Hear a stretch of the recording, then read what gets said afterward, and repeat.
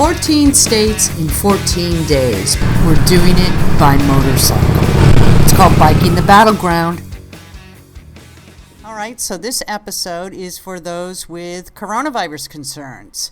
In this segment of Biking the Battleground, I go to Jenks, Oklahoma, right outside Tulsa, to meet with Clay Clark, the author of Fear Unmasked, Discover the Truth About the Coronavirus Shutdown. He's also the host of a wildly popular Thrive Time radio show and founder of Thrive15.com, a business school that's been showcased on Forbes, Bloomberg, and other financial outlets. And here he is with a most interesting viewpoint of the coronavirus. Decide for yourself what you think of what he says. I've been self-employed since I was 16. I'm 39. So 23 years I've been doing this, and I don't really know any other way. So let's talk COVID-19 a little bit. Sure. Because everything just came, the entire nation's economy just came to a sudden halt. And what did you see first off here from your business? Clay said he had a copy of the Rockefeller plan and was not thrown off kilter when the coronavirus hit.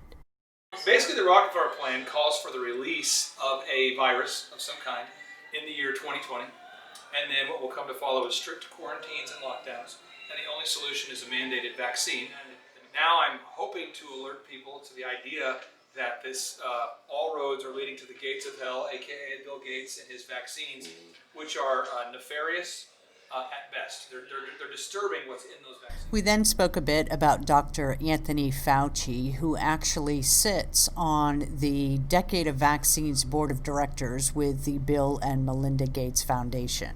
Serves on the Bill and Melinda Gates Foundation, so you can look that up and verify that. Dr. Fauci is the way that's set up now. We've changed the laws in the country in a very perverse way, where the taxpayers are going to pay for the development of a vaccine, but individuals can own the patents. So the taxpayer money is spent to develop the vaccines, but the actual individuals can own it. So Bill Gates, in conjunction with Bill Gates, in conjunction with Fauci, have been working to develop this vaccine. And the vaccines they're developing, years up to now, haven't gone over so well. And so as long as Fauci is telling people in America that you got to take a vaccine, you should take a vaccine, we need a vaccine, and they make your life so terrible. Think about it, the lockdowns, the shuttering of schools, the closing of churches. We're saying we can't end this dystopia until we have a vaccine. So they're forcing everybody to get a vaccine in the same way that Bill Gates forced everybody to buy a software. It's the same plan again. The only thing that's disturbing about Bill Gates' plan this time that's really crazy is the patent number that he chose.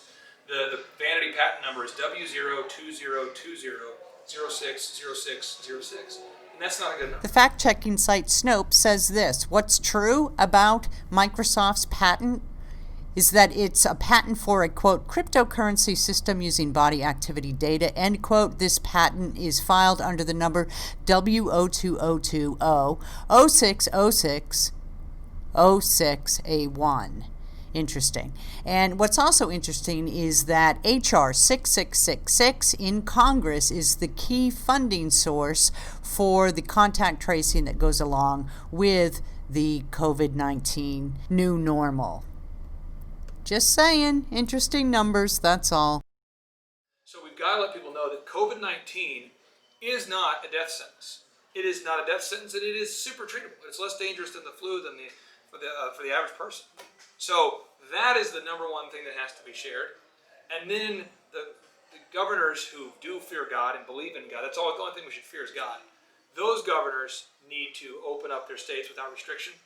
Clay's an unapologetic Christian, so this is what he also says.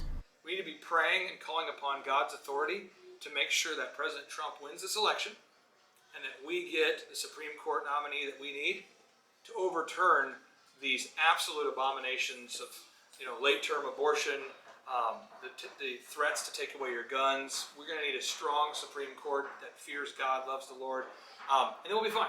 And we'll be fine. What do you think? Interesting perspectives, reaching voices from all across America. That's what Biking the Battlegrounds is about. Next stop, Arkansas. It's called Biking the Battleground, and I can't wait to meet you on the road.